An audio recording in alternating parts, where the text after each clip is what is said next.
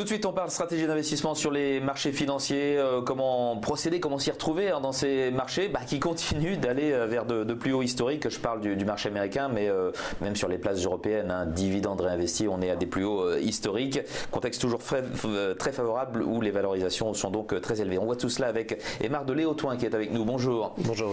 Gérant chez Chahine Capital. Un mot tout d'abord de votre approche chez Chahine Capital, le style de gestion chez Chahine, quel est-il? Alors le style de gestion, c'est une gestion quantitative, une gestion systématique qui est mise en place à travers une SICAV Digital Funds qui existe depuis une vingtaine d'années bientôt. Voilà, on utilise principalement des signaux de momentum sur les actions européennes jusqu'à maintenant. On vient d'ouvrir un compartiment sur les États-Unis. D'accord. Voilà. Alors, on rappelle que Chahine Capital, c'est 1 milliard d'euros d'actifs sous gestion. Vous avez atteint ce cap-là.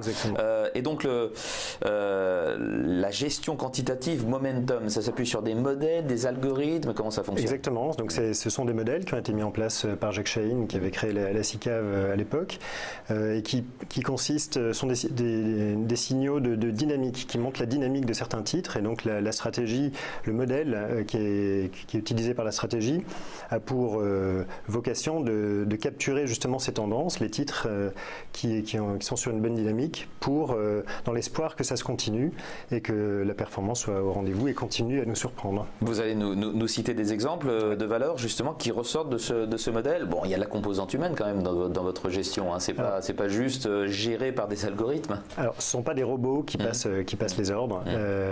Voilà, mais en toute humilité, c'est quand même le modèle qui dicte les entrées et les sorties. Après, nous, les gérants, nous sommes là, donc on a une équipe de 3-4 gérants, on est là pour justement appliquer toutes les procédures et toutes les procédures systématiques à l'entrée, en vérifiant que la société ne soit pas sous OPA, vérifiant un certain nombre de règles comme ça qui font qu'on sait que certains titres qui ont l'air d'avoir comme ça en apparence une bonne dynamique sont en fait des mauvais candidats par la suite. D'accord. Avant de parler justement de certaines valeurs, un petit peu votre sentiment de marché d'une manière générale, avec les valorisations qu'on atteint là en cette fin d'année 2017, êtes-vous confortable avec ces niveaux-là de valorisation chez Chahine Capital? Alors oui, on est plutôt confortable. Ça ne fait pas peur. On est plutôt confortable. Bon, on reconnaît quand même que les valorisations peuvent paraître élevées. C'est des questions d'ailleurs qu'on a fréquemment de nos clients qui voient les très bonnes performances de l'année et qui du coup sont inquiets, c'est bien légitime.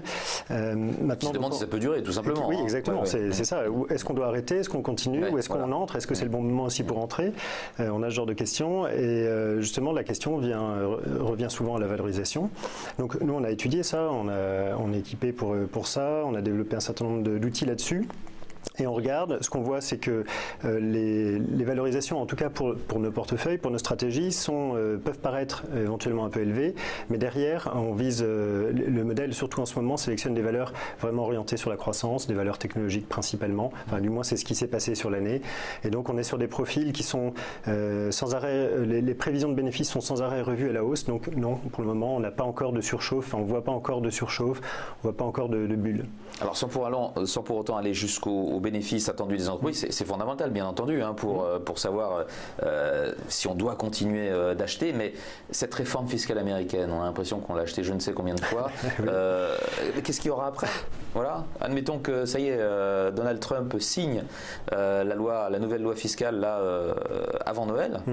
On se demande quel catalyseur il pourra y avoir après. Pour la suite. Oui. Bon, alors j'ai pas de boule de cristal, je pourrais pas savoir comment ça va évoluer. Ce qui est sûr, c'est que cette réforme, tout le monde l'attendait. Il y a eu des péripéties, on a des avancées, des reculs. Aux entreprises. Elle sera, alors, on l'attendait très très favorable.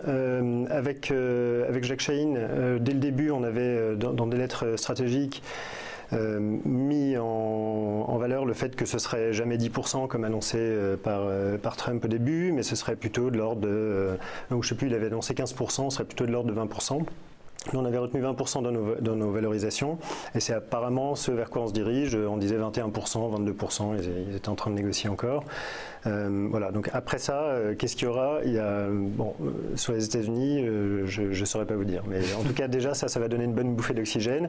Et ça laisse quand même encore une petite marge de progression pour les marchés américains. D'accord. Voilà. Mais d'une façon générale, il y a toujours un climat économique qui est favorable, surtout en Europe. Qui est favorable en Europe, dans le monde entier. Hein. Si on regarde des taux bas. Des taux bas, un univers de taux bas, des politiques monétaires très accommodantes, aussi bien alors la Fed un petit peu moins ces derniers temps, mais ils sont quand même très, très prudents. Ils regardent l'inflation de près. En Europe, ils sont très accommodants, ça on l'a vu avec les messages annoncés par Draghi.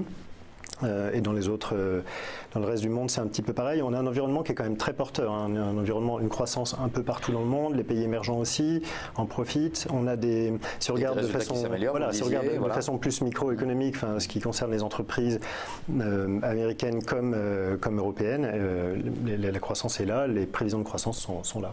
Alors, illustration de votre modèle de gestion quantitative Momentum. Qu'est-ce qui en ressort en ce moment? Vous avez commencé à nous en parler. Oui. La technologie, mais quoi d'autre? Alors, la technologie, c'est déjà une tendance qui était bien établie, qui s'est bien établie en début d'année. Alors, en ce moment, on parle qui a été quand même le thème porteur de l'année. Donc, c'est un thème qui est encore vu au travers de votre modèle, et voilà. Ça s'est concrétisé. Voilà, on est encore très fortement là-dessus. Donc, on a l'impression qu'il y a comment dire, une rotation là en ce moment, qui va vers quoi? C'est peut-être un peu tôt pour dire ça, mais en tout cas, ce qu'on voit, c'est dernièrement dans nos revues de portefeuille, donc qui sont une ou deux fois par mois, suivant les stratégies, nous on voit certaines valeurs ressortir, et quelquefois on devine des thèmes qui émergent et qui sont des thèmes porteurs du marché en ce moment. Donc là, par exemple, les dernières revues de portefeuille ont fait entrer pas mal de valeurs sur les matériaux de base. La chimie en particulier, on a vu le papier, la pâte à papier, donc c'est un peu surprenant, mais les pâtes d'eucalyptus. L'accélération de la croissance dit utilisation de plus d'emballage, de choses comme ça peut-être. Probablement. Donc on a ça, on a aussi une thématique énergie qu'on peut déceler un petit peu, soit à travers directement des valeurs énergétiques, soit à travers des utilities qui sont quelques exemples. Liés. Un groupe allemand qui s'appelle, je ne parle pas allemand, Wacker Chemie. Voilà, qui est une société. On va voir le titre qui va s'afficher. C'est un petit peu particulier. C'est une valeur qu'on a rentrée doublement. C'est-à-dire qu'on a un modèle qui a deux composantes principales et vraiment les deux composantes l'ont rentrée. Donc ça donne un signal assez fort, nous, dans nos stratégies sur cette valeur. Maintenant, c'est une valeur qui était, pour ceux qui s'en souviennent, qui était la maison mère de Siltronic, qui est une boîte de semi-conducteurs qui a très très bien fonctionné cette année, un petit peu moins ces derniers temps. Et la société Wacker Chemie est spécialisée dans le traitement de certaines pièces pour les semi-conducteurs. Donc de là à penser que c'est encore lié à ce thème, c'est possible. Bon, ça n'a pas un peu trop flambé là Enfin, c'est pas le Bitcoin, hein, mais bon. Les semi-conducteurs ou Wacker Chemie cette valeur en particulier. Oui, bien sûr. Après, nous, notre stratégie, justement, elle cherche à capter une tendance qui est établie sur un horizon à peu près à 6 mois. Donc, il faut déjà qu'il y ait quelque chose, qui est un signal quand même assez établi, assez fort. La chimie, le papier, mais aussi les minières, notamment Eramet. Toujours dans les matériaux de base. Donc, on retrouve Eramet, qu'on a rentré pareil tout récemment. Et c'est un peu un retour de ces valeurs-là. Donc là, c'est une société qui est une société française, minière, spécialisée dans tout ce qui est non ferreux, nickel, manganèse. Principalement en Nouvelle-Calédonie. Voilà. Voilà, donc qu'on a rentré récemment. Encore une fois, nous on n'a pas de vision a priori avec cette gestion quantitative. C'est pas les fondamentaux qui vont créer le signal, c'est vraiment la dynamique du titre. Après, on regarde quand même. Et qu'est-ce que Nest Corporation? Nestlé, je sais pas, je parle pas. Alors c'est finlandais. Oui, voilà. Mais Nestlé Corp. Voilà. Donc c'est dans la raffinerie. Donc une thématique pétrolière qui est venue tout récemment, mais c'est pas la seule. Donc il y a d'autres titres qui sont associés à l'énergie, qui sont sur les énergies renouvelables notamment, des utilities liées à l'énergie. Donc il y a vraiment cette thématique qu'on voit actuellement. Pour conclure, vous continuez de croire à la hausse. Donc pour le début de l'année 2018, vous restez investi dans vos portefeuilles actions. Ce sont les actions qui, en termes d'allocation d'actifs, gardent votre préférence. Dites-nous un petit peu. Alors nous, nos stratégies sont des stratégies complètement actions et investies à 100%. 100%. Maintenant, on a quand même un avis là-dessus. On est toujours positif sur les actions. Les conditions sont bonnes, comme on le disait, avec toutes les bonnes raisons, l'accommodation, banque centrale accommodante, l'environnement très porteur, ce qui fait qu'on est toujours positif. Et en tout cas, on est positionné de notre stratégie pour profiter de ça. Donc après, on n'est jamais à l'abri d'un événement géopolitique un peu imprévisible. Toutes choses égales par ailleurs. Exactement. Très bien, merci beaucoup Aymar d'être passé nous voir ce matin. Aymar de Léotoin, gérant chez Chahine Capital. Bonne journée à vous, bonne semaine. Merci Vincent.